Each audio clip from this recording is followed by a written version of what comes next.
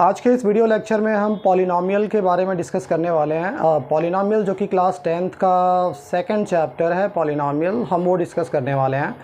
हम इसमें सबसे पहले ये डिस्कस करेंगे कि what is a polynomial. Okay, so what is a polynomial friends?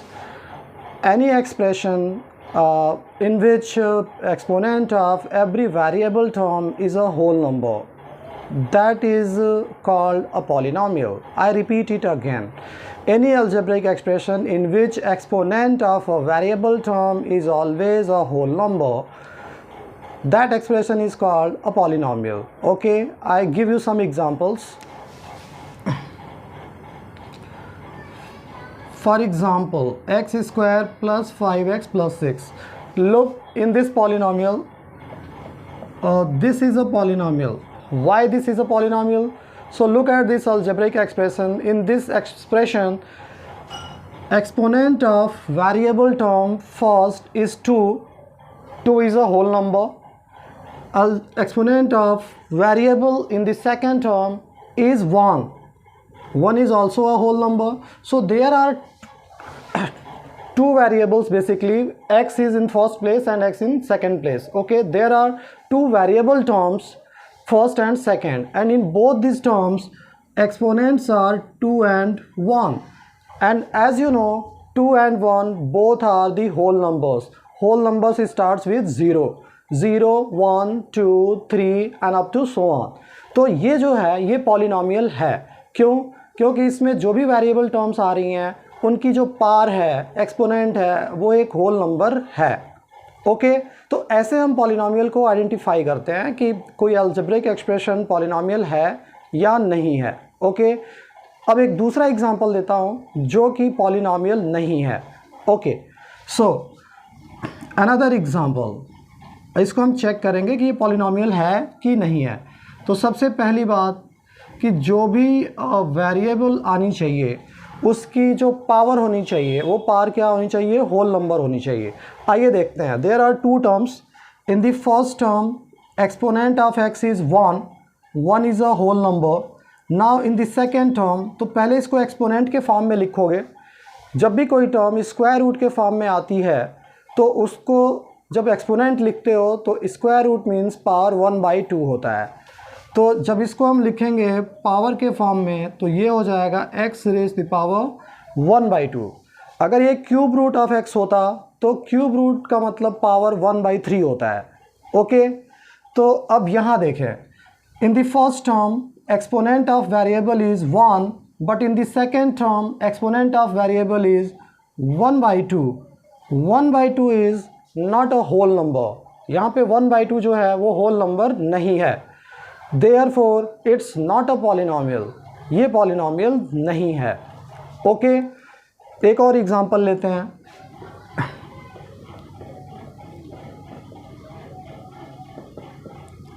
x plus 1/x।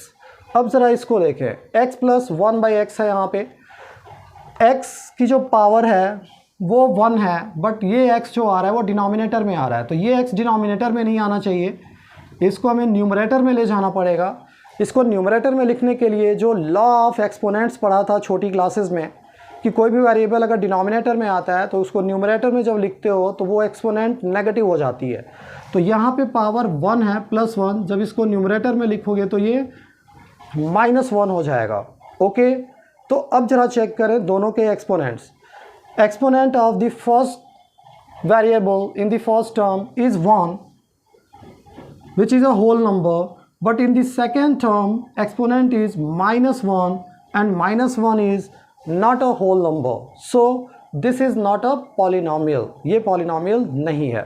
तो हमने डिस्कस किया कि कौन सा polynomial है और कौन सा polynomial नहीं है। ओके, polynomial में एक चीज़ याद रखें, जैसे यहाँ मैंने लिखा था ये वेरिएबल है, वेरिएबल रूट के अंदर नहीं आ सकता है, नंबर रूट के अंदर आ सकता है, कांस्टेंट टर्म अगर कोई है तो वो रूट के अंदर आ सकता है। उसका भी एक एग्जांपल मैं दे देता हूँ।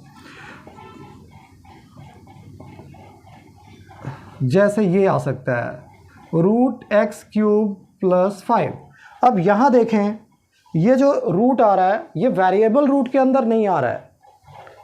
कुछ स्टूडेंट्स ये सोचते हैं कि अगर रूट के अंदर ये आ गया तो ये पॉलिनॉमियल नहीं है, तो यहाँ नंबर भी अगर रूट के अंदर आ गया तो ये भी पॉलिनॉमियल नहीं है। No, that's wrong. Number root के अंदर हो सकता है बट वेरिएबल रूट के अंदर नहीं होना चाहिए। ये कांस्टेंट टर्म है जो रूट के अंदर है। वेरिएबल टर्म अगर देखें तो रूट के बाहर है और यहाँ x की जो पावर है वो पावर 3 है and 3 is a whole number, so this is a polynomial. ये कंफ्यूजन नहीं होना चाहिए। ओके, अब हम डिस्कस करेंगे, ये बेसिक कॉन्सेप्ट था जो ज़रूरी था पहले डिस्कस करना। अब हम कोई भी पॉलिनॉमियल अगर दिया हुआ है तो उसके ज़ीरोज़ कितने होंगे, उसकी रूट वैल्यूज़ कितनी होंगी। Roots and zeros are the same thing for a polynomial. Solution भी कहते हैं, रूट्स ज़ीरोज़ और सॉल्यूशन कह लो, तीनों सही हैं। तो कोई भी अगर पॉलिनॉमियल है उसका सपोज़ हमें ग्राफ दिया हुआ है तो ग्राफ को हम देख के कैसे डिसाइड करेंगे कि इस पॉलिनॉमियल के कितने ज़ीरोज़ हैं या सॉल्यूशंस हैं। तो लो, इसमें दो चीज़ें हैं। हमें ये देखना है कि पहले पॉलिनॉमियल px दिया हुआ है या py दिया हुआ है। ओके, मैं दोनों के एग्जांपल देता हूँ।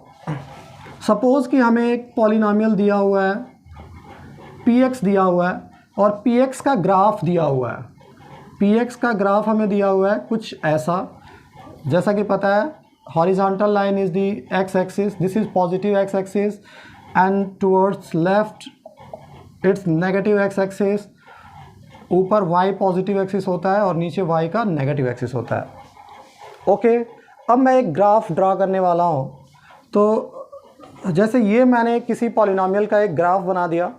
अब इस ग्राफ को देख के हमें डिसाइड करना है कि इसके ज़ीरोज़ कितने होंगे। जिस पॉलिनॉमियल का ये ग्राफ है उस पॉलिनॉमियल के ज़ीरोज़ कितने होंगे। तो दो चीज़ें हमें डिस्कस करनी है। सबसे पहले कि पॉलिनॉमियल x के टर्म में है, ये पॉलिनॉमियल x के टर्म में है। तो x के टर्म में है, इसका मतलब हम चेक करेंगे कि ये पॉलिनॉमियल का जो ग्राफ है वो x एक्सिस को कितने पॉइंट्स पे इंटरसेक्ट कर रहा है। जितने पॉइंट्स पे x एक्सिस को इंटरसेक्ट करेगा उतने ही इसके सॉल्यूशन या ज़ीरोज़ होंगे। तो हम देखें, x एक्सिस को ये ग्राफ 2 पॉइंट्स पे कट कर रहा है। हमने इस पॉइंट को सपोज a ले लिया and this point is b।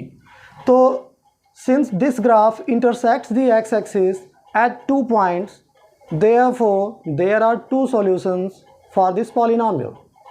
तो ऐसे जब भी ग्राफ हमें दिया रहेगा तो हम चेक करेंगे कि हमें px दिया हुआ है या py दिया हुआ है। अगर px दिया हुआ है तो x एक्सिस को चेक करोगे, कितने पॉइंट्स पे ग्राफ इंटरसेक्ट कर रही है उतने ज़ीरोज़ हो जाएंगे। तो 2 पॉइंट्स पे इंटरसेक्ट कर रहा है, देयरफॉर इसके कितने सॉल्यूशन हो जाएंगे, इसके 2 ज़ीरोज़ कह लो या सॉल्यूशन कह लो, इसके 2 ज़ीरोज़ होंगे। अब सपोज़ कि हमें ज़ीरोज़ के साथ साथ अगर इन दोनों के कोऑर्डिनेट्स गिवन हो, कोऑर्डिनेट्स अगर दे दिए जाएँ, जैसे b के कोऑर्डिनेट सपोज़ हमें दे दिए हैं 4,0 और a के कोऑर्डिनेट हमें दे दिए गए 1,0। ये a का कोऑर्डिनेट है और ये b का कोऑर्डिनेट है। तो इस केस में क्या होगा, हमने पहले बताया कि इसके 2 ज़ीरोज़ हैं। अब हम 2 ज़ीरोज़ वैल्यूज़ हैं क्या, हम वो भी बता सकते हैं। कैसे? तो x एक्सिस को इंटरसेक्ट कर रही हैं तो x कोऑर्डिनेट की जो वैल्यूज़ होंगी दोनों पॉइंट्स पे वो ज़ीरोज़ वैल्यूज़ हो जाएंगी। तो यहाँ चेक करें, a जो है कोऑर्डिनेट के फॉर्म में दिया हुआ है 1,0। तो पहली जो वैल्यू है वो x कोऑर्डिनेट है, जो दूसरी वैल्यू है वो y कोऑर्डिनेट है। तो यहाँ x कोऑर्डिनेट की वैल्यू कितनी है, 1 है। और इसमें x कोऑर्डिनेट की वैल्यू क्या है, जो पहले आता है वो x होता है, सेकंड जो वैल्यू होती है वो y होती है। तो इसमें x की वैल्यू कितनी है, 4 है। तो पहले हमने डिस्कस किया कि ज़ीरोज़ कैसे हम डिसाइड करते हैं कि how many zeros are there for a polynomial when it is given in graphical form. और जब कोऑर्डिनेट्स दिए हों तो हम उनकी वैल्यूज़ भी कैसे लिख सकते हैं। तो यहाँ पे 2 ज़ीरोज़ वैल्यूज़ 1 और 4 हो गए इस पॉलिनॉमियल के। ओके, तो ये हमने फर्स्ट टाइप चेक किया, डिस्कस किया कि जब पॉलिनॉमियल x के टर्म में दिया हो, ये बहुत इंपॉर्टेंट हो जाता है नोटिस करना। ओके, अब सेकेंड टाइप, सपोज़ कि हमें पॉलिनॉमियल y के टर्म में दिया हुआ है, उसका भी एग्जांपल ले लेते हैं। अब सपोज़ कि अगर हमें py दिया हुआ है, कोई पॉलिनॉमियल है py है, तो अब इस केस में अगर हमसे पूछा जाए कि ज़ीरोज़ वैल्यूज़ कितनी हैं चेक करके ग्राफ को, तो इस केस में हम वाई एक्सिस को चेक करेंगे कि वाई एक्सिस को जो ग्राफ है वो किन किन पॉइंट्स पे कट कर रहा है। अब सपोज़ कि हमें एक ऐसे दे दिया हुआ है, एक ग्राफ ऐसे दे दिया हुआ है। अब इस ग्राफ को अगर ध्यान से देखोगे तो इस ग्राफ में बेसिकली है क्या। सबसे पहले देखो कि पी एक्स है या पी वाई है, जैसे हमने पहले डिस्कस किया था। तो यहाँ हमें पी वाई दिया हुआ है, तो पी वाई दिया हुआ है, तो हम ये चेक करेंगे कि ये ग्राफ वाई एक्सिस को कितने पॉइंट्स पे कट कर रहा है। ये ग्राफ वाई एक्सिस को जितने पॉइंट्स पे कट करेगा, अब एक्स एक्सिस से कोई मतलब नहीं है, वाई एक्सिस को जितने पॉइंट्स पे कट करेगा उतने ही इसके ज़ीरोज़ होंगे, सॉल्यूशन होंगे। तो आइए चेक करते हैं, 1 2 एंड 3। ये जो ग्राफ है ये वाई एक्सिस को 3 पॉइंट्स पे कट कर रहा है, 1 2 3। तो इसका मतलब इस पॉलिनॉमियल के 3 ज़ीरोज़ हैं, 3 सॉल्यूशन होंगे। तो ऐसे हम डिसाइड करते हैं ग्राफ को देख के। तो इसके जो नंबर ऑफ़ ज़ीरोज़ हैं वो बेसिकली पहले चेक करेंगे हम, वाई एक्सिस को कितने पॉइंट्स पे कट कर रहा है और 3 पॉइंट्स पे कर रहा है, तो इसके ज़ीरोज़ कितने हो गए, इसके 3 ज़ीरोज़ हो गए। ओके फ्रेंड्स, तो ऐसे हम किसी भी पॉलिनॉमियल के ग्राफ को देख के हम नंबर ऑफ़ ज़ीरोज़ डिसाइड करते हैं। और आई होप कि ये बहुत इजी टॉपिक था और सबको समझ में आ गया है। ओके, अब हम डिस्कस करेंगे कि किसी भी पॉलिनॉमियल को, अगर पॉलिनॉमियल हमें दिया हुआ है तो उसको हम फैक्टराइज करके, फैक्टराइजेशन मेथड से फैक्टराइज करके उसकी ज़ीरोज़ वैल्यूज़ हम कैसे फाइंड कर सकते हैं, अब हम ये डिस्कस करेंगे। ओके, इस मेथड का नाम मिडिल टर्म स्प्लिटिंग है, जिसमें कोई अगर क्वाड्रेटिक पॉलिनॉमियल दिया हुआ है, मोस्टली हमें क्वाड्रेटिक पॉलिनॉमियल ही दिया जाता है और उसकी ज़ीरोज़ वैल्यूज़ पूछी जाती हैं, तो बहुत इजी है उसको फाइंड करना। आइए डिस्कस करते हैं।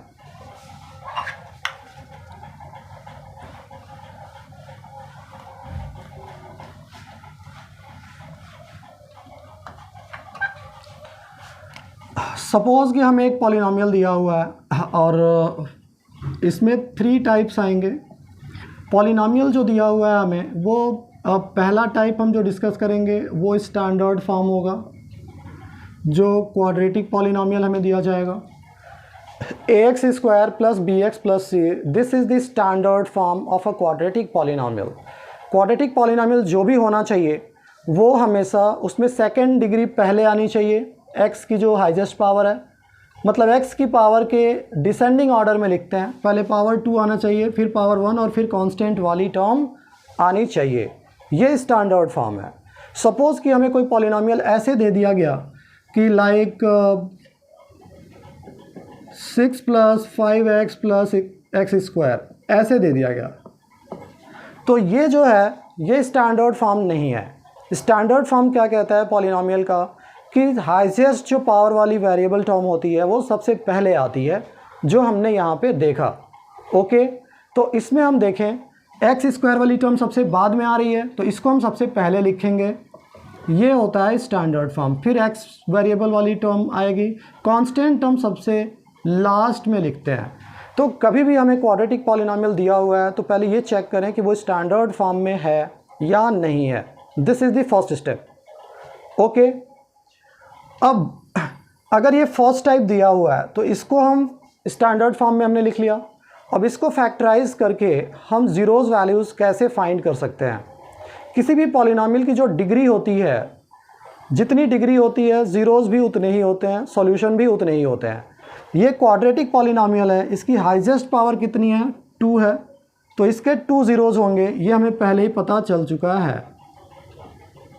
अब वो 2 ज़ीरोज़ होंगे क्या, हम ये डिस्कस करते हैं। तो सबसे पहले इसको हम फैक्टराइज करेंगे यूजिंग मिडिल टर्म स्प्लिटिंग।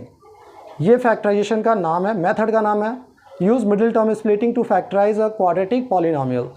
अब इसमें हम क्या करेंगे, सबसे पहले देखेंगे कि यहाँ एक्स स्क्वायर का कोफिशिएंट कुछ नहीं है तो 1 है, तो हम ये देखें कि यहाँ पे ये a की वैल्यू है, ये b की वैल्यू है और ये c की वैल्यू है। तो ए बी सी की वैल्यूज़ हमें पता है, ए 1 है, बी 5 है, सी 6 है। तो बेसिकली हम क्या करेंगे, यहाँ पे हमें 2 नंबर्स चाहिए और 2 नंबर्स को ये लास्ट वाला जो साइन है ये हमें बताएगा कि 2 नंबर्स का जो सम होना चाहिए वो मिडिल टर्म के इक्वल होना चाहिए। ये साइन बहुत ही इम्पॉर्टेंट है। ये अगर प्लस का साइन है तो 2 नंबर्स जिनका सम हमारा आना चाहिए मिडिल टर्म के इक्वल। और हमने मान लिया कि अगर वो 2 टर्म्स p और q हैं, हमने अज्यूम कर लिया, तो इसका मतलब p प्लस q जो होना चाहिए वो 5 के इक्वल आना चाहिए। और p इंटू क्यू मतलब p और q का जो मल्टीप्लिकेशन होना चाहिए वो फर्स्ट टर्म का कोफिशिएंट जो कि a है और जो c है वो 6 है, तो 1 इंटू 6 के इक्वल यानी 6 के इक्वल आना चाहिए। तो हम ऐसे डिसाइड करते हैं। अब बात ये है कि जो लास्ट साइन है वो प्लस है, तो प्लस का मतलब कि जो सम होना चाहिए वो 5 आना चाहिए, सब्ट्रैक्ट करके 5 नहीं आना चाहिए। याद रहे, ये बहुत ही इम्पॉर्टेंट है। अगर लास्ट साइन प्लस है तो 2 नंबर्स का सम 5 होना चाहिए और मल्टीप्लिकेशन जो होना चाहिए वो फर्स्ट इंटू लास्ट यानी 1 इंटू 6 के इक्वल होना चाहिए।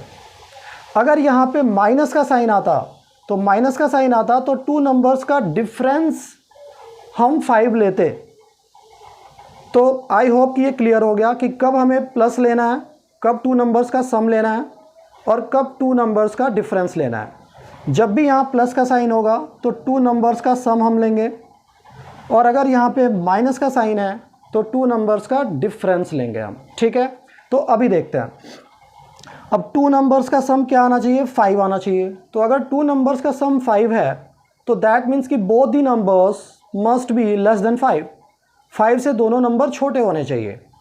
तो चेक करते हैं, 1 प्लस 4 5 होता है, बट 1 इंटू 4 अगर करेंगे तो वो 6 के इक्वल नहीं आएगा, तो हम 1 और 4 को नहीं ले सकते। दूसरा ट्राई करते हैं, 2 प्लस 3, हाँ 2 प्लस 3 इज़ 5 और 2 और 3 को अगर मल्टीप्लाई करोगे तो 6 भी आएगा। या दिस इज़ करेक्ट। तो जो पेयर है वो 2 एंड 3 का मिल रहा है हमें, तो यानी 2 प्लस 3 हम करेंगे यहाँ पे। तो मिडिल टर्म को स्प्लिट करना है क्योंकि मेथड का नाम ही है मिडिल टर्म स्प्लिटिंग। तो 5x को 2 टर्म्स में हमने ब्रेक कर लिया, 2x प्लस 3x और प्लस ये 6 एज इट इज़ आएगा। तो इस तरीके से हमने मिडिल टर्म को स्प्लिट कर लिया, इसीलिए इस मेथड का नाम मिडिल टर्म स्प्लिटिंग है। केवल मिडिल टर्म को स्प्लिट किया जाता है स्टैंडर्ड फॉर्म में लिखने के बाद। Now we have 4 terms, bracket open कर लो सबसे पहले। अब हम 2 टर्म्स का ग्रुपिंग करेंगे, फर्स्ट 2 टर्म्स और लास्ट 2 टर्म्स का हमने ग्रुपिंग कर लिया। ग्रुपिंग क्यों किया, क्योंकि अब हम इनमें से कॉमन लेंगे। फर्स्ट 2 टर्म्स में कॉमन क्या है, तो देखोगे इसके साथ तो नंबर आ रहा है बट इसके साथ नंबर नहीं है, तो दैट मीन्स कि केवल x कॉमन होगा। जब भी फर्स्ट टर्म में नंबर नहीं आ रहा है तो हमेशा x कॉमन होगा इसमें। अब x अगर हम कॉमन लेंगे तो बचेगा क्या, तो ये हम कैसे डिसाइड करेंगे कि बचेगा क्या। तो जिन 2 टर्म्स में से हम कॉमन लेते हैं, तो कॉमन लेते ही जो टर्म कॉमन लेते हैं उस टर्म से उन दोनों टर्म्स को डिवाइड करना होता है। तो जैसे अगर एक्स स्क्वायर को मैं x से डिवाइड करूँगा और 3x को भी x से अगर डिवाइड करूँगा तो यहाँ x से एक x कैंसिल हो जाएगा, x बचेगा और x से ये x, तो बचा क्या, x प्लस 3, तो ब्रैकेट में आएगा x प्लस 3। अब इस फर्स्ट 2 टर्म्स के बाद साइन कौन सा आ रहा है, तो यहाँ पे जो साइन आ रहा है वो प्लस का साइन है। अगर यहाँ प्लस का साइन है बीच में तो हम यहाँ भी प्लस ही लेंगे, अगर माइनस होता तो हम यहाँ माइनस लेते। अब लास्ट 2 टर्म्स में क्या कॉमन है, x के साथ नंबर आ रहा है बट 6 के साथ x नहीं आ रहा है। तो जो लास्ट के 2 टर्म्स हैं उनमें से कभी वेरिएबल कॉमन नहीं होगा, ओनली नंबर कॉमन होगा। अब देखें 2 और 6 में कॉमन क्या है, 2 और 6 का बेसिकली HCF क्या है, कॉमन फैक्टर क्या है। तो 2 के टेबल में 6 आता है, तो यहाँ पे 2 कॉमन हो गया। और 2 अगर हम कॉमन लेते हैं तो फिर बचेगा क्या, तो सेम प्रोसीजर यहाँ भी करना है। अब 2 से दोनों को डिवाइड करना है, 2x को हम 2 से डिवाइड करेंगे और 6 को भी 2 से, तो ये 2 कैंसिल हो जाएगा और ये 2 3 ज़ा, तो बचा क्या, x प्लस 3। तो यहाँ ब्रैकेट में आ गया x प्लस 3। वैसे मैं एक टेक्निक भी बता दूं कि अगर यहाँ पे जैसे जो भी साइन हमने ले लिया, यहाँ जब नंबर हम कॉमन लेते हैं, अगर सही नंबर हमने कॉमन ले लिया है तो ब्रैकेट में क्या आएगा, तो ऑलवेज जो फर्स्ट ब्रैकेट है वही यहाँ पे रिपीट हो जाएगा। अगर ये दोनों ब्रैकेट सेम आ रहे हैं that means we are correct, otherwise we have mistaken, यानी हमने मिस्टेक कर दिया है। ये दोनों ब्रैकेट कभी डिफरेंट नहीं हो सकते, इन दोनों के टर्म्स, साइन, सब कुछ ऑलवेज सेम आता है। तो अब हम इसको फैक्टराइज कर चुके हैं। अब हम देखें तो ये फर्स्ट टर्म है, ये सेकेंड टर्म है। अब इन दोनों में भी क्या कॉमन है, x+3 कॉमन है। तो जैसे ही हम x+3 कॉमन लेंगे तो यहाँ फर्स्ट टर्म में क्या बचेगा, ओनली x, और सेकेंड टर्म में क्या बचेगा, ओनली 2। या ऐसे भी समझ सकते हो कि अगर दोनों ब्रैकेट सेम आ रहा है तो इसको एक बार लिख लोगे और जो ब्रैकेट के बाहर आ रहा है उसको दूसरे ब्रैकेट में लिख लोगे। So this way we got 2 factors. हमने क्या किया, इसको प्राइम फैक्टराइजेशन कर मिडिल टर्म स्प्लिटिंग यूज़ करके फैक्टराइज हमने कर लिया है। तो this way we can factorise a quadratic polynomial which is in the standard form. अब क्या करोगे, फैक्टराइजेशन हमने कर लिया है। अब इसकी ज़ीरोज़ वैल्यू हमने डिसाइड करी थी कि देयर आर 2 ज़ीरोज़ वैल्यूज़, क्योंकि इसकी डिग्री 2 थी। तो वो 2 ज़ीरोज़ वैल्यूज़ कैसे निकलेंगी, तो अब हम इन दोनों फैक्टर्स को क्या करेंगे, एक एक करके 0 के इक्वल कर देंगे।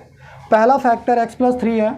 अगर हमने x+3 को 0 के इक्वल किया तो ज़ीरोज़ वैल्यू के लिए हम क्या करेंगे, अब px जो है उसको 0 कर दो। तो px की वैल्यू क्या है, x+3 इंटू x+2 है। तो जैसे ही हम एक बार x+3 को 0 करेंगे तो ये x की वैल्यू हमें क्या दे देगा, -3। ये फर्स्ट ज़ीरोज़ वैल्यूज़ आ गया। सेकेंड वैल्यू यहाँ पे x+2 है, अब उसको हम 0 के इक्वल करेंगे। तो सेकेंड फैक्टर को जब 0 के इक्वल करोगे तो दैट मीन्स x की वैल्यू क्या आ गई, -2 आ गई। तो this way we can find 2 zeros values of a quadratic polynomial. Quadratic polynomial का हमने टाइप 1 किया कि जब स्टैंडर्ड फॉर्म पॉलिनोमियल का दिया हुआ है तो उसको सबसे पहले मिडिल स्टैंडर्ड फॉर्म चेक करते हैं। अगर स्टैंडर्ड फॉर्म में नहीं है तो पहले स्टैंडर्ड फॉर्म में लिख लेते हैं, जैसा कि हमने देखा एग्जाम्पल में। फिर उसको हम मिडिल टर्म स्प्लिटिंग अप्लाई करके फैक्टराइज करते हैं। आफ्टर फैक्टराइजेशन हम दोनों फैक्टर्स जो मिलते हैं उनको 0 के इक्वल करते हैं और 1 by 1 we find both the zeros values here. ये फैक्टराइजेशन बहुत ही इम्पॉर्टेंट हो जाएगा। अब इसके 2 और भी टाइप हैं। ज़रूरी नहीं है कि कोई क्वाड्रेटिक पॉलिनोमियल या पॉलिनोमियल जो है वो हमेशा स्टैंडर्ड फॉर्म में इसी फॉर्म में आएगा। एक पहला टाइप हमने सीखा कि जब क्वाड्रेटिक पॉलिनोमियल ट्राइनोमियल के फॉर्म में है, जैसा कि ये ट्राइनोमियल है, देयर आर 3 टर्म्स। ऐसा भी हो सकता है कि क्वाड्रेटिक पॉलिनोमियल में 2 ही टर्म आ रहे हों, तो ये टाइप 2 है। अब ज़रा हम इसको डिस्कस करते हैं कि उससे हम ज़ीरोज़ वैल्यूज़ कैसे फाइंड करेंगे। सपोज़ कि अब हमें क्वाड्रेटिक पॉलिनोमियल केवल उसमें 2 ही टर्म्स आ रहे हैं, लाइक दिस, कांस्टेंट टर्म आ ही नहीं रहा है। तो हम कैसे करेंगे, एक एग्जांपल की हेल्प से मैं समझाऊंगा।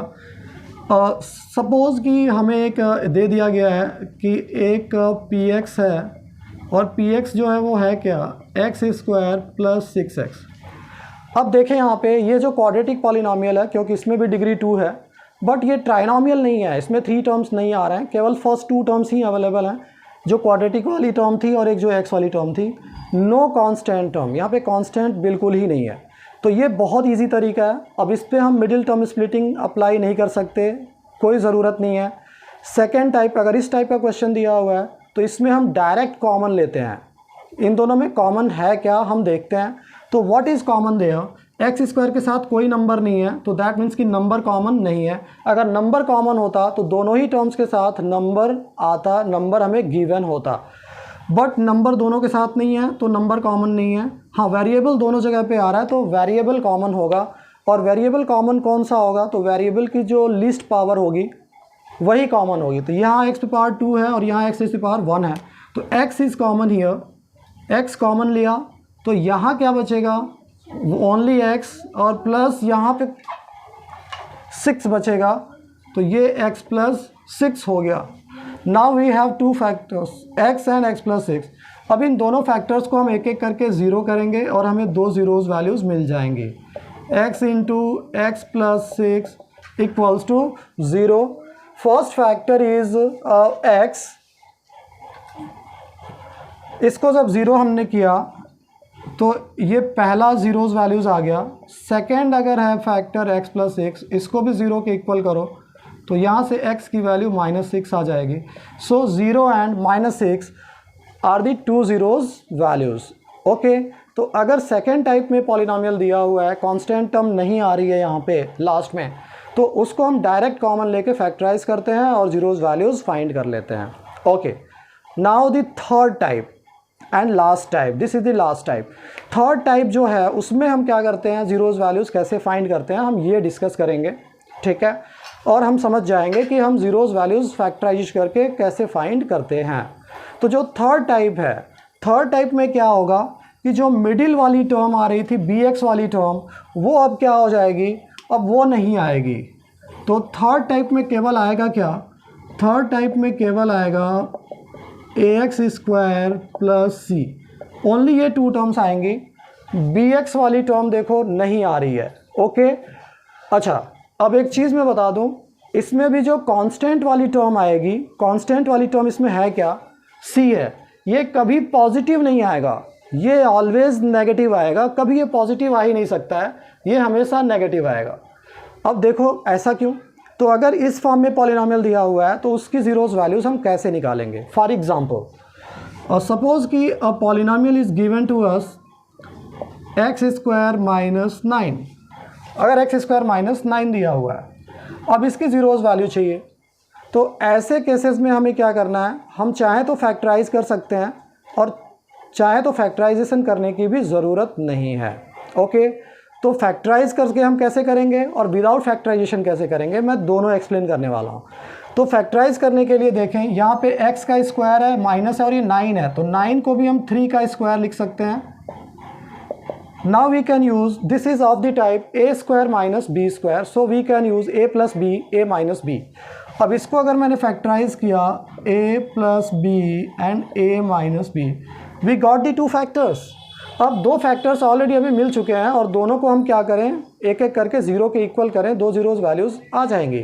तो अब यहाँ पे अगर मैं x प्लस 3 को 0 करता हूँ, px इक्वल्स टू 0, तो पहले फैक्टर जो x प्लस 3 है, दूसरा फैक्टर x माइनस 3 है। जब x प्लस 3 को मैं 0 के इक्वल करूँगा तो मुझे पहली ज़ीरोज़ वैल्यू मिल गई x equals to -3। Now second factor equals to 0 करूँगा और यहाँ से x की वैल्यू क्या आ गई, 3 आ गई। So two zeros are -3 and +3। Okay, तो इस तरीके से ये एक तरीका हो गया फैक्टराइज करके फाइंड करने का। विदाउट फैक्टराइजेशन भी हम इसकी ज़ीरोज़ वैल्यूज़ निकाल सकते थे। अब वो कैसे निकालेंगे, आइए देखते हैं। तो सपोज़ हमें एक्स स्क्वायर माइनस 9 दिया हुआ था, हम डायरेक्टली एक्स स्क्वायर माइनस 9 को ही 0 के इक्वल कर लेते। -9 को शिफ्ट किया तो हमें क्या मिल गया, +9 मिल गया। अब स्क्वायर को शिफ्ट करोगे तो स्क्वायर जब शिफ्ट होता है तो नंबर राइट हैंड पे जो टर्म आती है वो रूट में आ जाती है, ये स्क्वायर रूट ऑफ 9 हो गया। अब 9 की स्क्वायर रूट वैल्यू होती क्या है, हमें पता है 9 इज स्क्वायर ऑफ 3, 9 3 का स्क्वायर है, क्योंकि 9 एक परफेक्ट स्क्वायर नंबर है जो कि 3 का स्क्वायर होता है। तो जब इसकी रूट वैल्यू निकालोगे तो हम प्लस और माइनस भी लिखेंगे। प्लस और माइनस क्यों लिखेंगे, क्योंकि +3 का स्क्वायर भी 9 होता है और -3 का स्क्वायर भी 9 होता है। और moreover we are solving a quadratic polynomial and you know that every quadratic polynomial has two zeros values. तो यहाँ पे दो ज़ीरोज़ वैल्यूज़ हम कैसे लिख पाएंगे, तो इसलिए प्लस और माइनस का साइन लिखना ज़रूरी है। ओके, तो एक तो वैल्यू हो गई +3 और दूसरी वैल्यू हो गई -3, जो कि हमने यहाँ फाइंड किया था। तो जो थर्ड टाइप है उसको सॉल्व करने के ये दो मेथड हमने डिस्कस किए। तो ऐसे हम किसी भी क्वाड्रेटिक पॉलिनॉमियल के 3 टाइप्स हैं और तीनों ही टाइप हमने डिस्कस कर लिया कि उसकी ज़ीरोज़ वैल्यूज़ हम फाइंड करेंगे कैसे। ओके फ्रेंड्स, अब देखें ज़रा, हमें ये डिस्कस करना है कि ज़ीरोज़ वैल्यूज़ तो हमने फाइंड कर लिया, अब उसमें relation between coefficients of variables and zeros values, relation हम इन दोनों के बीच में कैसे सेटअप करेंगे। कोई दो ज़ीरोज़ वैल्यूज़ आ गई और जो कोफिशिएंट्स थे ए बी और सी, उनके बीच में क्या रिलेशन है, ये हम अब इस्टेब्लिश करने वाले हैं, ये हम डिस्कस करने वाले हैं। ओके, तो अब इसमें मैं एक और अभी जो मैंने फैक्टराइजेशन किया था जो फर्स्ट टाइप, मैं उसकी हेल्प लेने वाला हूँ और उससे हम करने वाले हैं। तो देखें ज़रा, अभी जो मैंने फर्स्ट एग्जांपल लिया था, वेरी फर्स्ट, मैं उसी की हेल्प लेने वाला हूँ और फिर मैं आपको समझाने वाला हूँ। जो वेरी फर्स्ट हमने टाइप लिया था पॉलिनोमियल का, वो था x² + 5x + 6 और ये था हमारा px था। इसका फैक्टराइजेशन भी हमने कर लिया था। इसका जो फैक्टराइजेशन करके दो ज़ीरोज़ वैल्यूज़ आई थी, वो दो zeros values 3x = 3 and x = -2, ये दो ज़ीरोज़ वैल्यूज़ हमें मिली थी। अब हम इन दो ज़ीरोज़ वैल्यूज़ और जो यहाँ पे कोफिशिएंट्स हैं 1, 5 और 6, जो a, b और c की जो वैल्यूज़ हो जाएंगी, हम यहाँ पे लिख लेते हैं। a की वैल्यू 1 है, b 5 है और c क्या है, 6 है। तो ये ज़ीरोज़ वैल्यूज़ और जो कोफिशिएंट्स हैं, इनके बीच में रिलेशन क्या है? तो रिलेशन में हम दो चीज़ें वेरीफाई करते हैं, एक sum of zeros and secondly product of zeros. तो जब हम सम ऑफ ज़ीरोज़ निकालेंगे इन दोनों का, तो अगर मैं सम ऑफ ज़ीरोज़ निकालता हूँ तो सम ऑफ ज़ीरोज़ डायरेक्टली इनको ऐड कर सकते हैं हम, -3 + -2, ये क्या मिला, -5 मिला। अब ज़रा देखें, -5 को मैं क्या लिख सकता हूँ, -5/1 लिख सकता हूँ। अब ज़रा देखें कि इसका इससे क्या रिलेशन है। तो इसमें रिलेशन क्लियरली दिख रहा है कि b की वैल्यू 5 है, तो इसका मतलब मैं इसको लिख सकता हूँ -b, और 1 किसकी वैल्यू है, 1 a की वैल्यू है। तो बेसिकली हम देखें, जब हमने सम ऑफ ज़ीरोज़ किया तो जो टू कोफिशिएंट यहाँ पे ज़ीरोज़ थे उनको प्लस किया और ये इक्वल किसके आ गया, -b/a के इक्वल आ गया, जो कि फार्मूला हो गया किसका, सम ऑफ ज़ीरोज़ का। तो बेसिकली ये जो रिलेशन है, this is the relation between zeros values and coefficients of a quadratic polynomial. तो ऐसे हमने सम ऑफ ज़ीरोज़ को अभी वेरीफाई किया है, अभी प्रोडक्ट ऑफ ज़ीरोज़ को भी वेरीफाई करेंगे। आइए देखते हैं। तो जब हम प्रोडक्ट ऑफ ज़ीरोज़ निकालेंगे, प्रोडक्ट ऑफ ज़ीरोज़, तो -3 और -2 को अब मल्टीप्लाई करना है, -3 × -2, minus into minus plus, 3 × 2 = 6, upon में क्या लिख देंगे, कुछ नहीं है तो 1 लिख देंगे। अब 6 और 1 को हम वेरीफाई करें, यहाँ पे 6 किसकी वैल्यू है, c की वैल्यू है, तो यहाँ पे c लिख दिया। 1 किसकी वैल्यू है, a की वैल्यू है। तो लोग हमने क्या किया, जब दोनों ज़ीरोज़ को प्रोडक्ट किया, मल्टीप्लाई किया, तो ये इक्वल किसके आ गया, c/a के। तो ये दोनों ज़ीरोज़ वैल्यूज़ हैं और ये क्या है, कोफिशिएंट्स हैं। तो ऐसे हम क्या करते हैं, जो भी क्वेश्चन सॉल्व करते हैं, हम वहाँ पे ज़ीरोज़ वैल्यूज़ और जो कोफिशिएंट्स होते हैं उनके बीच में रिलेशन को हम वेरीफाई करते हैं। ठीक है, तो ये था relation between zeros values of a quadratic polynomial and coefficients. Okay, तो this way you can verify the relation between zeros and coefficients. तो हमने डिस्कस किया था क्वाड्रेटिक पॉलिनोमियल के 3 टाइप्स हमने डिस्कस किए कि कैसे उनको फैक्टराइज करेंगे और ज़ीरोज़ वैल्यूज़ कैसे निकालेंगे और रिलेशन कैसे वेरीफाई करते हैं between zeros values and coefficients of quadratic polynomial. हमने ये बहुत अच्छे से डिस्कस कर लिया है और आई एम वेरी श्योर कि ये आपको समझ में भी आ गया होगा। ओके,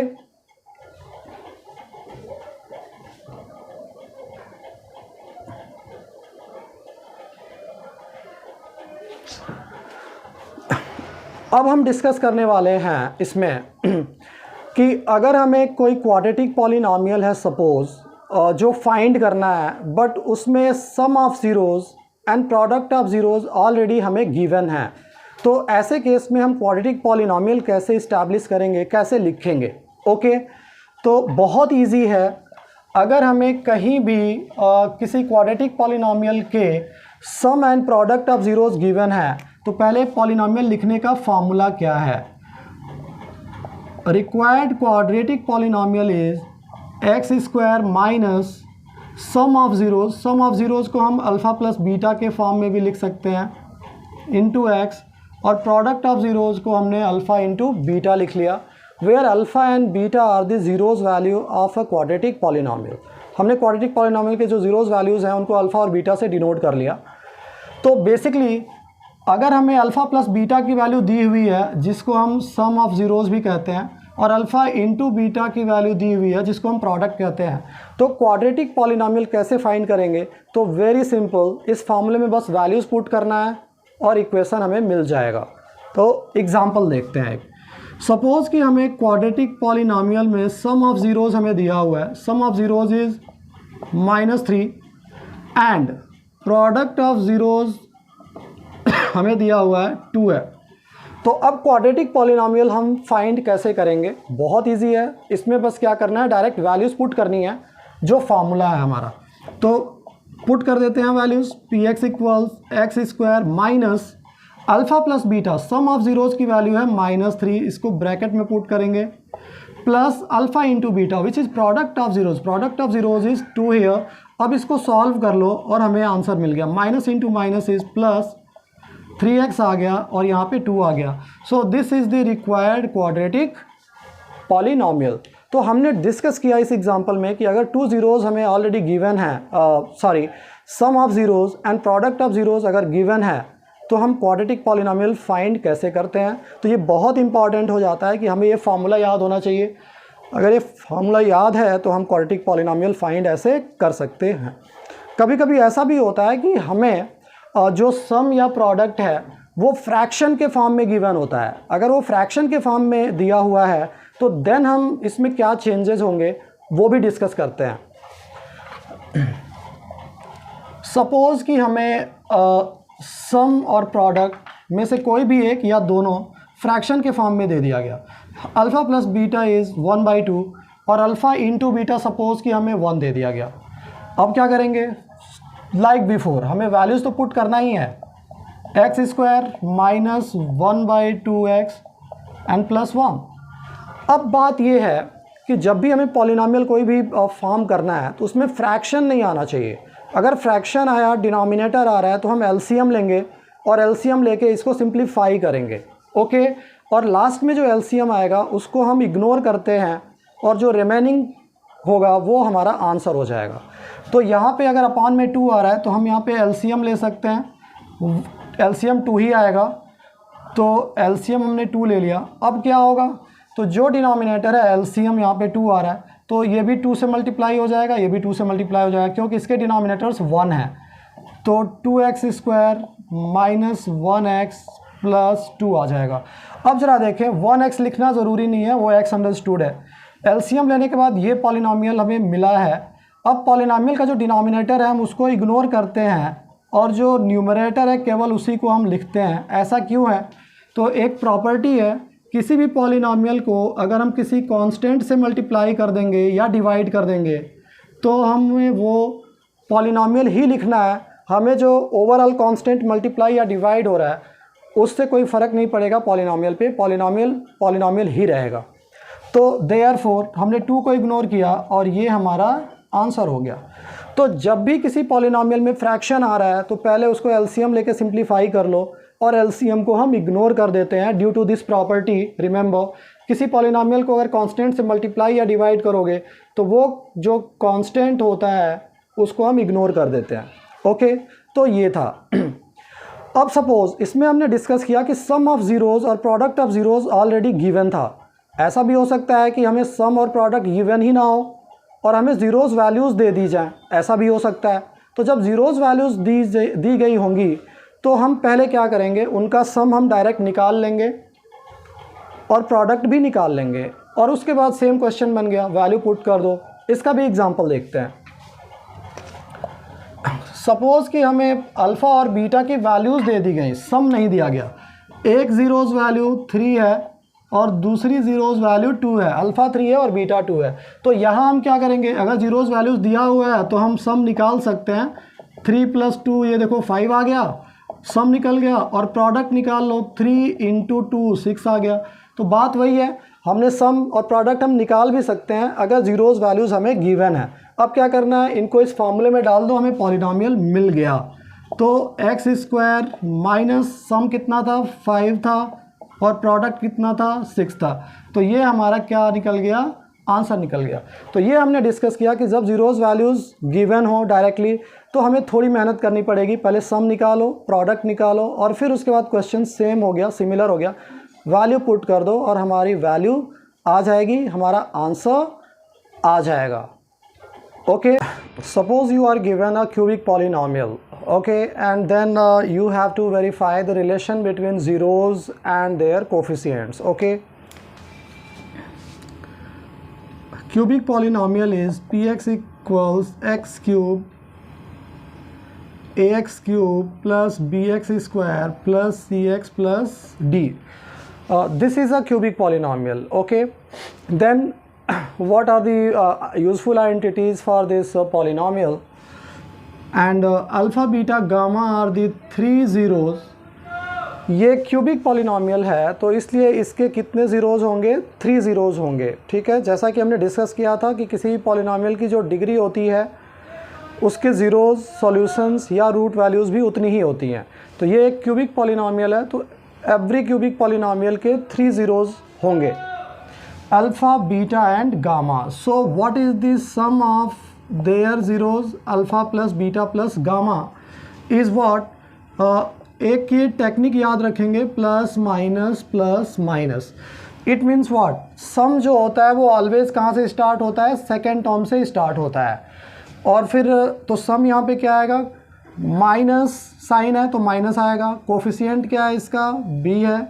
और अपॉन में क्या आता है? एक्स क्यूब का कोफिशिएंट, मतलब जो हाईएस्ट डिग्री वाली टर्म होती है उसका कोफिशिएंट हमेशा डिनोमिनेटर में आता है। So alpha plus beta plus gamma is -b/a। अब देखें ज़रा, now sum of product of zeros alpha beta plus beta gamma plus gamma alpha, ये कैसे होगा? तो अब एक स्टेप यहाँ से हम राइट को जाते हैं। अब ये थर्ड वाली टर्म का कोफिशिएंट इसमें आता है and that is plus positive, so it's c upon a. This is the sum of product of roots, zeros.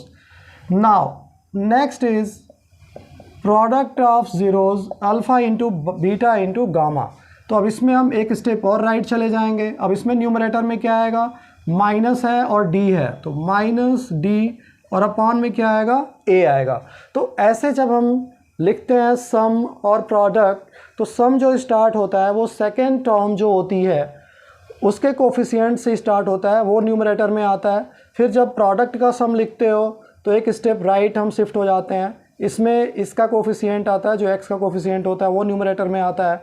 और जब प्रोडक्ट लिखते हो तो उसमें कांस्टेंट टर्म न्यूमरेटर में आती है। और साइन हम याद कैसे रखें? तो यहाँ से ये टेक्निक है प्लस माइनस, इस तरीके से हम ये साइन याद रख सकते हैं।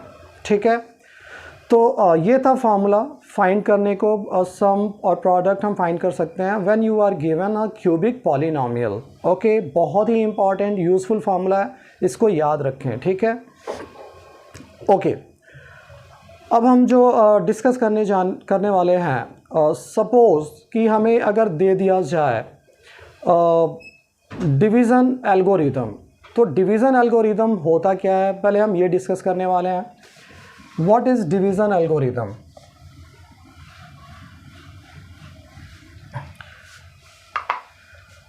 Suppose you are given two polynomials px and gx are the two given polynomials.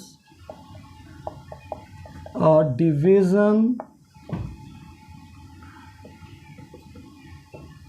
algorithm for two given polynomials px and gx, we can find two polynomials qx and rx such that px equals qx into gx plus rx, where px is what? Px is dividend, मैं लिख देता हूँ, qx is quotient,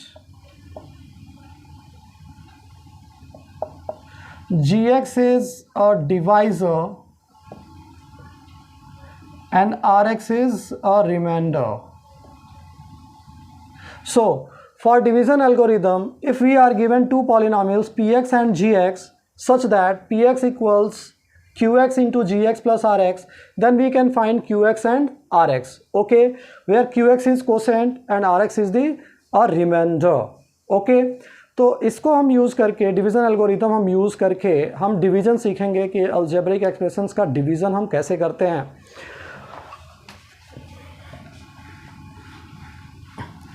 इसमें जो reminder की value होगी वो reminder की वैल्यू या तो 0 हो सकती है या 0 से ग्रेटर हो सकती है, और जो डिग्री होगा रिमाइंडर का, degree of r x is always less than to the degree of q x. Remainder की जो डिग्री होती है वो कोसेंट की डिग्री से हमेशा लेस होनी चाहिए, कभी उसके इक्वल या उससे ग्रेटर भी नहीं हो सकती है। Remember this, okay. Now let us take an example for division algorithm. What is that? Suppose you are given x cube minus 1, divide x cube minus 1 by x square plus x plus 1. Okay, how to divide? This is the value of px and this is the value of gx, which is divisor. तो हमें दो values दी हुई हैं, px और gx की values हमें दी हुई हैं। अब हम इनको यूज़ करके हम qx और rx कैसे निकालेंगे। तो सबसे पहले हम ये देखते हैं कि जो px और gx होना चाहिए वो स्टैंडर्ड फॉर्म में होना चाहिए। स्टैंडर्ड फॉर्म होता क्या है, तो डिग्री जो होनी चाहिए वो हायर टू लोअर फॉर्म में होनी चाहिए, मतलब वेरिएबल की पावर के डिसेंडिंग ऑर्डर में होना चाहिए, वो स्टैंडर्ड फॉर्म होता है। तो ये ऑलरेडी स्टैंडर्ड फॉर्म में है दोनों। हमने डिवाइड करना है, जो डिवाइज़र है x square plus x plus 1 उसको हम बाहर लिख लेंगे, और डिवाइड किसको करना है, एक्स क्यूब माइनस 1 को डिवाइड करना है। तो सबसे पहले हम देखते हैं कि जो यहाँ डिविडेंड है इसकी हाईएस्ट डिग्री वाली टर्म क्या है, तो वो है एक्स क्यूब अपॉन जो डिवाइज़र है इसकी हाईएस्ट डिग्री वाली टर्म क्या है, एक्स स्क्वायर। इससे हमें डिवाइड करना। इस तरीके से हम पता कर सकते हैं कि डिवीज़न कितनी बार में जाना है। एक्स स्क्वायर से एक्स क्यूब कैंसिल हो जाएगा, बचेगा केवल एक्स। ये हुआ कैसे, तो एक्स क्यूब को क्या लिख सकते हो, पावर है 3 तो 3 बार लिख सकते हो, एक्स स्क्वायर है तो 2 बार लिख सकते हो, तो एक एक्स से एक एक्स कैंसिल और बचा क्या, ओनली 1x। ऐसे भी कर सकते हो। तो डिवीज़न कितनी बार में गई है, एक्स टाइम्स में। अब इस एक्स को डिवाइज़र के एवरी टर्म से मल्टीप्लाई करके यहाँ नीचे लिखना है। जो लाइक टर्म्स होंगे उनको लाइक टर्म्स के नीचे लिखना है, जो अनलाइक होंगे उनको सेपरेट हम लिखेंगे। x इंटू एक्स स्क्वायर जब करोगे तो एक्स क्यूब आएगा, एक्स क्यूब की टर्म है इसलिए इसके नीचे लिख दिया। x इंटू एक्स करोगे एक्स स्क्वायर आएगा, there is no term of x square तो इसको साइड में लिख दो। एंड x 1 जा x, वो भी नहीं है कहीं ऊपर तो उसको भी साइड में लिख दो। अब हम क्या करते हैं, ये जो 3 टर्म्स आई हैं इन सब का हम साइन चेंज करेंगे। क्यों, क्योंकि डिवीज़न में पता है डिवाइड करने के बाद सब्ट्रैक्शन होता है, तो जब सब्ट्रैक्ट करते हो तो यहाँ वेरिएबल्स का सब्ट्रैक्शन है तो साइन चेंज हो जाएगा। तो ये हमारा प्लस है तो ये माइनस हो जाएगा, ये प्लस है तो ये भी माइनस हो जाएगा, और ये प्लस है तो ये भी माइनस हो जाएगा। अगर माइनस होता तो माइनस साइन को हम चेंज करके प्लस लिख देते।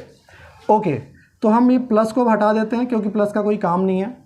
अब इनको हम देखते हैं कि ये ऐड होगा या सब्ट्रैक्ट होगा। तो एक्स क्यूब प्लस है और ये माइनस है, ये कैंसिल हो जाएगा। अब बचा क्या हमारे पास, तो plus x square sorry minus x square minus x और माइनस 1। इसमें भी ध्यान रहे जो भी हम नोट डाउन करेंगे उसमें हाईएस्ट पावर वाली टर्म पहले आनी चाहिए, मतलब स्टैंडर्ड फॉर्म का हम ध्यान रखेंगे। माइनस एक्स स्क्वायर को हम पहले लिखेंगे, फिर माइनस एक्स, और ये माइनस 1, ऊपर वाले का साइन चेंज नहीं होता है। और फिर सेम प्रोसीजर हमें यूज़ करना है कि डिवीज़न कितनी बार में जाएगा, तो सेम वही प्रोसेस हम रिपीट करेंगे। अब ये हमारा जो है ये डिविडेंड है, न्यू डिविडेंड। अब इसमें हाईएस्ट पावर वाली टर्म जो है वो माइनस एक्स स्क्वायर है, जबकि डिवाइज़र की हाईएस्ट डिग्री वाली टर्म हमेशा सेम रहेगी थ्रू आउट द डिवीज़न, वो कभी चेंज नहीं होगी। पहले भी हाईएस्ट डिग्री वाली टर्म एक्स स्क्वायर थी, अभी भी वही रहेगी। तो ये आ गया अपॉन में। अब ये देखो कैंसिल होके क्या मिल गया, -1, यानी अब डिवीज़न कितनी बार में गया, -1 टाइम में। अब -1 से तीनों को जब हम मल्टीप्लाई करेंगे तो इनके साइन तीनों के यहाँ पे चेंज होके आएंगे। Minus x square -1 into x is minus x, -1 into +1 is -1। Again हम साइन चेंज करेंगे तीनों का, क्योंकि सब्ट्रैक्ट हो रहा है और ये साइन कैंसिल हो गया, तो ये minus x square plus x square cancel, minus x plus x cancel and minus one plus one cancel, और रिमाइंडर क्या आ गया, 0 आ गया। तो ऐसे हम डिवीज़न एल्गोरिदम यूज़ करके अलजेब्रिक एक्सप्रेशंस का डिवीज़न करते हैं। और हमें क्या मिल गया, हमें पी एक्स और जी एक्स ऑलरेडी गिवन थे, डिविडेंड और डिवाइज़र, और हमने कोसेंट और रिमाइंडर फाइंड किया। क्यू एक्स की जो वैल्यू है वो x माइनस वन है, this is the quotient x minus one and remainder is 0। मैंने बताया था कि रिमाइंडर या तो 0 होगा या फिर डिवाइजर से उसकी डिग्री कम होगी, यहाँ पे रिमाइंडर ऑलरेडी 0 आ चुका है, ठीक है। तो ये था division algorithm. Division algorithm use करके हम कैसे अलजेब्रिक एक्सप्रेशंस को डिवाइड करते हैं और कोसेंट और रिमाइंडर फाइंड करते हैं, हमने ये सीखा अभी। जो डिफरेंट टाइप के इम्पॉर्टेंट क्वेश्चंस हैं वो अभी हम नेक्स्ट लेक्चर में डिस्कस करेंगे, और उसमें भी मैं काफ़ी क्वेश्चंस कराने वाला हूं जो बिल्कुल ही डिफरेंट होंगे, और उस टाइप के क्वेश्चंस एनसीईआरटी में अवेलेबल नहीं होंगे, बट वो क्वेश्चंस बहुत पूछे जाते हैं। They are really very very very important questions which are available in exemplar or in R D Sharma. Okay, तो नेक्स्ट लेक्चर में हम दोबारा मिलते हैं कुछ इम्पॉर्टेंट क्वेश्चंस के साथ पॉलिनोमियल के। तब तक अगर आपको ये वीडियो पसंद आए तो please like and share to your friends also, और जिन फ्रेंड्स ने अभी तक हमारे चैनल को सब्सक्राइब नहीं किया है प्लीज़ सब्सक्राइब और अपने आप को और भी इंटेलिजेंट बनाए, बेनिफिट दें, पढ़ाई का लाभ लें, और दूसरे फ्रेंड्स के साथ भी शेयर करना ना भूलें। तब तक टेक केयर, बाय बाय।